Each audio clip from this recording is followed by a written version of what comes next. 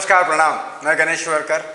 भारत की खबर और पॉलिटिक्स की न्यूज़ में आप सबका स्वागत है। आज 4 चीज़ें हैं बेसिकली। एक तो महाराष्ट्र के बीएमसी के इलेक्शन आने वाले हैं, उसकी वजह से मुंबई में बहुत सारी खलबली चालू है। मनसे, कांग्रेस, शिवसेना, बीजेपी, इन सब का आपस में समझौता किस के साथ होगा, क्योंकि बहुत सारे ऐसे सेंटेंस पास हो रहे हैं जिसकी वजह से हम डिस्क्राइब नहीं कर सकते कि कौन किसके साइड जाएगा। कि जितना हमने देखा है अभी तक तो, और मंत्री जैसे चेंज होते हैं ज़्यादा करके शिवसेना और कांग्रेस, तो समझ ही नहीं सकता कि कौन किसके साइड जाएगा, और उस पर ही डिपेंड बहुत सारी चीज़ें करती है। मैंने आपको पहले भी कहा था, सुशांत केस हो या कोई और केस हो, अगर आपको जानना है तो महाराष्ट्र से रिलेटेड पॉलिटिक्स से जॉइंट हो, आपको समझ में आएगी बहुत सारी चीज़ें। दूसरी चीज़, हाँ, अक्टूबर 4 से महाराष्ट्र सरकार के हिसाब से उन्होंने ये किया है, जारी किया है कि अक्टूबर 4 से सारे स्कूल्स ओपन हो जाएंगे वापस से, कि कोविड के रिस्ट्रिक्शंस खत्म हो जाएंगे और सारे स्कूल ओपन हो जाएंगे वापस से, पहले के जैसा स्कूल्स में आना जाना चालू होगा बच्चों का, और बाकी सारी चीज़ें एकदम नॉर्मल हो जाएगी स्कूल से रिलेटेड। तो 4 अक्टूबर से सारे स्कूल चालू हो रहे हैं महाराष्ट्र में और मुंबई में। और तीसरी चीज़ ये है, संजय राउत ने कहा है कि टीएमसी इलेक्शंस वो बारामती से जीत भी सकते हैं। मुझे ऐसा लग रहा है कि शिवसेना बीजेपी से तो है ही अपोजिट पे जा चुकी है, शायद कांग्रेस के भी ये एनसीपी के अपोजिट पे भी उनको कुछ समझ में आता है कि नहीं, क्योंकि बारामती में मुझे ऐसा नहीं लगता कभी भी कि बारामती में जब तक शरद पवार जिंदा है तब तक कोई भी वहाँ पे आके जीत सकता है। उन्होंने तो कहा कि नहीं, महाराष्ट्र का हिस्सा है, हम जीत सकते हैं। आपने अभी तक पूना में ऐसा कोई काम वहाँ पे किया नहीं, बारामती में। और बारामती में जो भी है, शरद पवार जैसे है क्या है, लेकिन बारामती में उनका बहुत होल्ट है।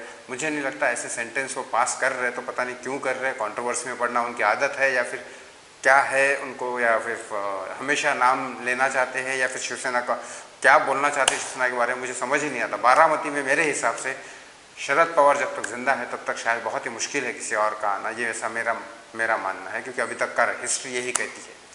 दूसरा, लास्ट और चौथा न्यूज़ ये है कि ममता बनर्जी ने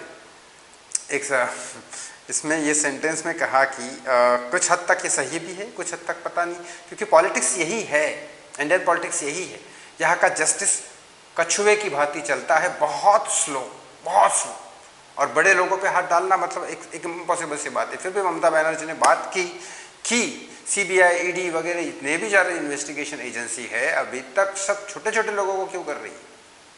Y they are not targeting Gandhi family, why they are not targeting Congress के बड़े बड़े लोग जो वहाँ दिल्ली में बैठे हैं? सबने घोटाले तो सबने किए। कुछ लोगों ने कहा ममता जी ने भी किए होंगे। पूछताछ करने में क्या है फिर? अगर सबको ही करनी है तो फिर क्या?